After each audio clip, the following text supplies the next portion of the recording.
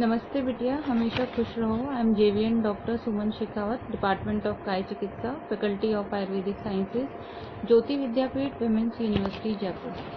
Today we will discuss on cardiovascular system examination, that we should ask with the patient first of all history of the patient, that some kind of symptoms present to the patient or not, like cardinal symptom, dyspnea on exertion or breathlessness, including paroxysmal nocturnal dyspnea, orthonia, platynia, traponia, and chest pain, cough, expectoration, hemoptysis, palpitation, syncopal attack. Symptoms of congestive cardiac failure like exertional breathlessness, edema of the feet, puffiness of face, anasarca, distension of abdomen and pain in right hypochondrium, anorexia, nausea, vomiting. Symptoms of rheumatic heart disease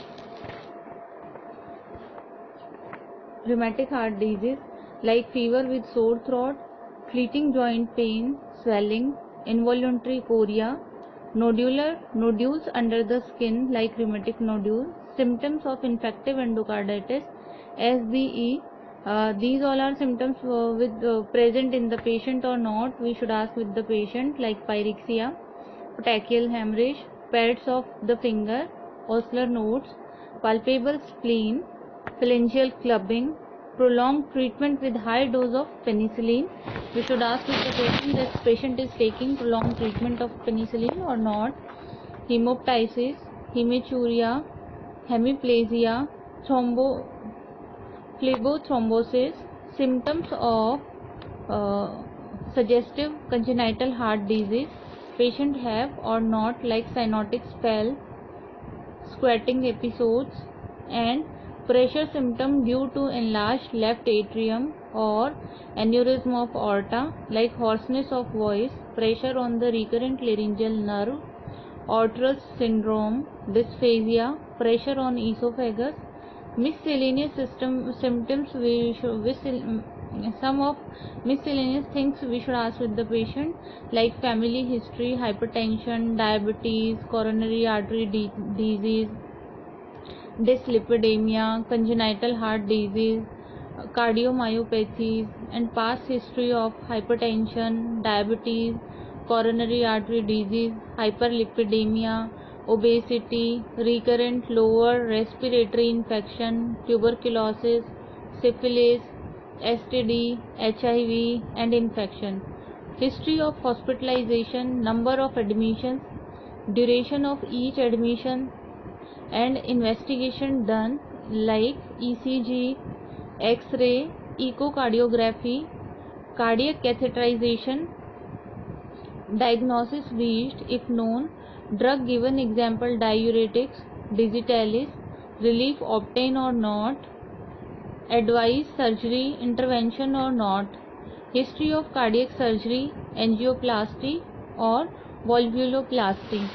We should ask with the physical examination or general examination of the patient, like we have to see in the patient that build and nutrition of the patient, nails in conjunctiva for pallor, icterus, clubbing, and cyanosis.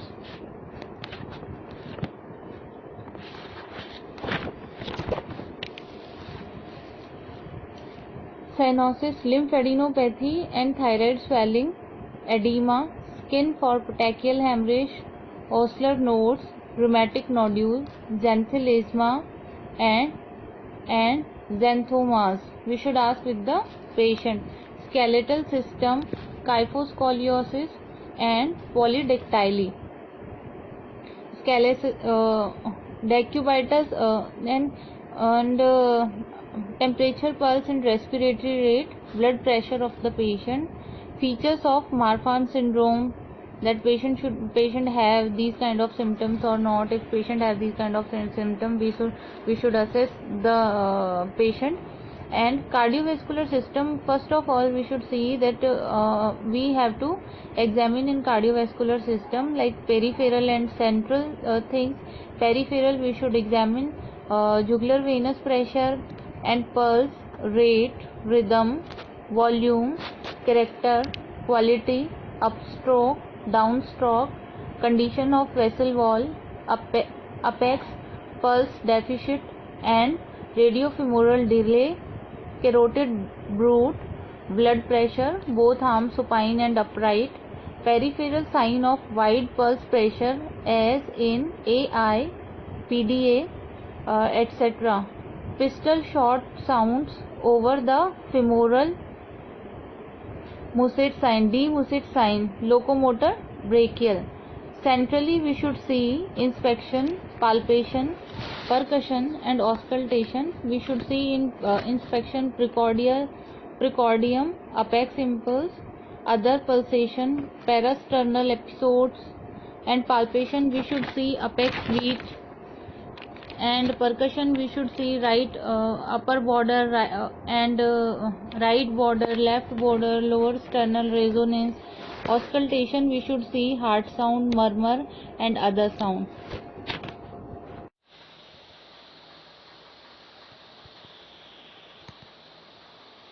नमस्ते बिटिया, हमेशा खुश रहो. I'm JVN Dr. Suman Shekhawat, Assistant Professor in Kai Chikitsa Department, Faculty of Ayurvedic Sciences, Jyoti Vidyapith Women's University, Jaipur. Today we will discuss on examination of cardiovascular system. In the series of examination of cardiovascular system, today we will talk about cardiac catheterization.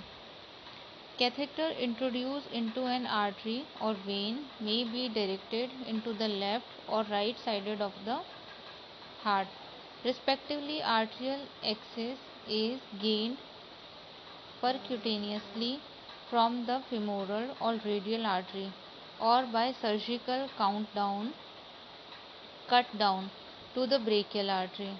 Venous access is usually from the femoral vein and originally developed for diagnostic purposes. Catheter technique have now found widespread application in the interventional management of cardiovascular disease. Cardiac angiography. Coronary angiography uses relatively small volumes of contrast 5 to 8 ml injected manually, but other angiographic procedures requires larger amount up to 40 ml. Introduced by power injections, digital subtraction technique permit a reduction in contrast volume, but at present have only a limited role in cardiovascular angiographic diagnosis. Aortic root angiography. Injections of contrast into the aortic root demonstrate the vascular anatomy in suspected aneurysm of dissection and also permit evaluation of aortic valve function.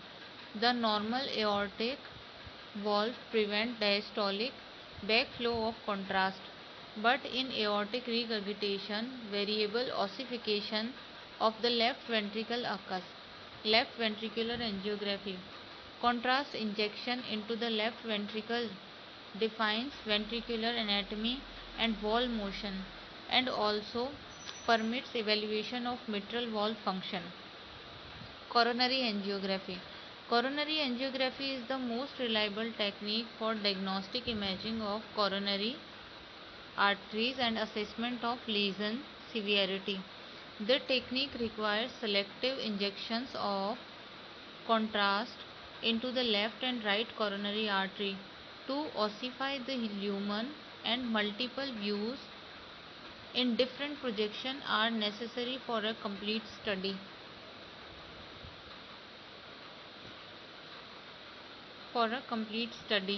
Intraluminal filling defects or occlusion indicate coronary artery disease, which is nearly always caused by atherosclerosis in stable patient. Indication of for coronary angiography: ST elevation, myocardial infarction, high risk non-ST elevation, acute coronary syndrome, severe angina unresponsive to medical treatment, angina or a positive exercise test following myocardial infarction.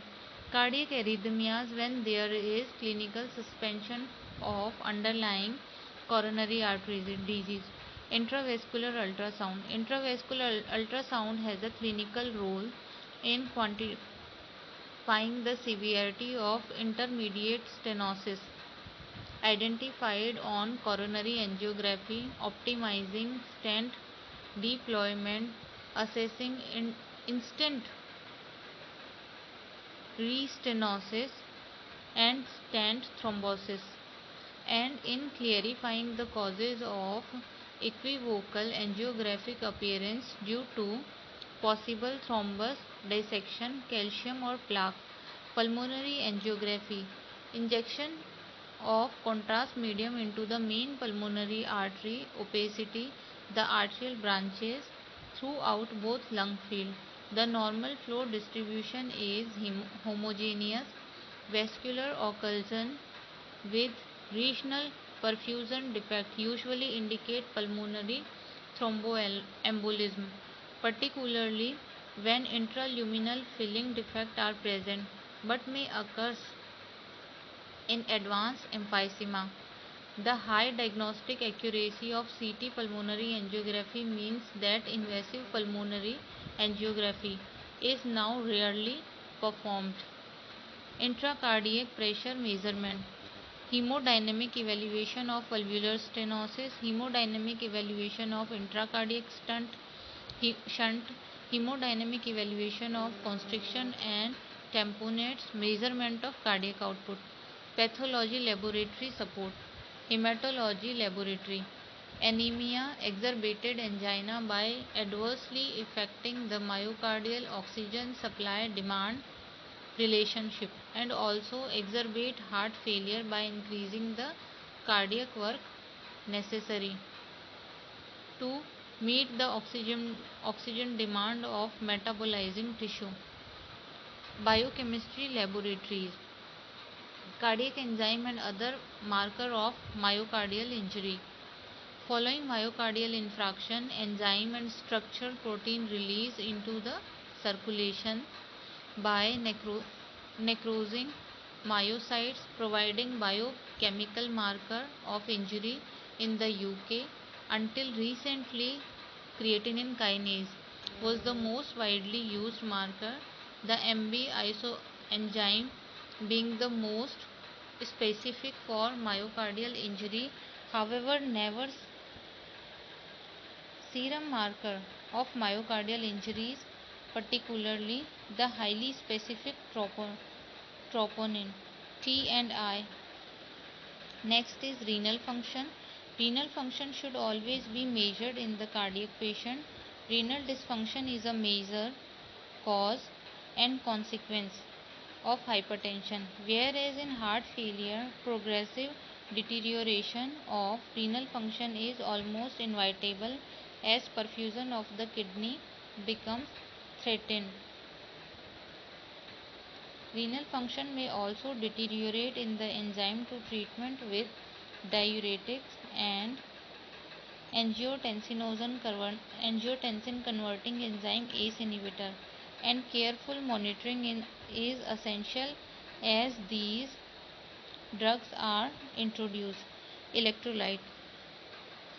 Patients with hypokalemia are at risk of lethal cardiac arrhythmias, while hypokalemia may cause bradyarrhythmias and heart block. Patients presenting with acute coronary syndrome commonly have hypokalemia due to the effect of sympathoadrenal activation on membrane-bound sodium-potassium ATPase, and this may require correction. Next is glucose and lipids. Blood glucose and lipid profile. Triglyceride, total cholesterol and high density lipoprotein HDL and LDL should be measured in all patients with suspected vascular disease. In high risk individuals, particularly those with diabetes, and in all patients with established coronary artery disease, statin therapy is essential regardless of the baseline lipid profile, and reduce the cardiovascular event rate by about 25%. Statin lowered LDL bad and cholesterol, but if HDL cholesterol is low, treatment with nicotinic acid or fibrates should be added. Next is bacteriology laboratory blood culture. In suspected infective endocarditis, treatment must not be delayed beyond the time necessary to obtain 3 to 4 blood sample for culture. Aerobic, anaerobic and fungal culture should be performed.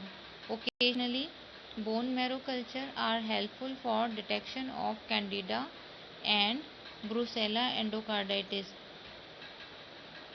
Coxiella chlamydia can never be cultured from the blood and must be diagnosed by serological test. Serology. If a recent streptococcal throat infection can be confirmed by demonstrating an elevated serum anti-streptolysin O titer, Jones criteria may be used for the diagnosis of rheumatic fever. The presence of two major criteria or one major and two minor criteria indicate a high probability of rheumatic fever. In suspected viral pericarditis or myocarditis, the etiological diagnosis depends on the demonstration of elevated viral antibodies titers in acute serum sample which decline during convalescence.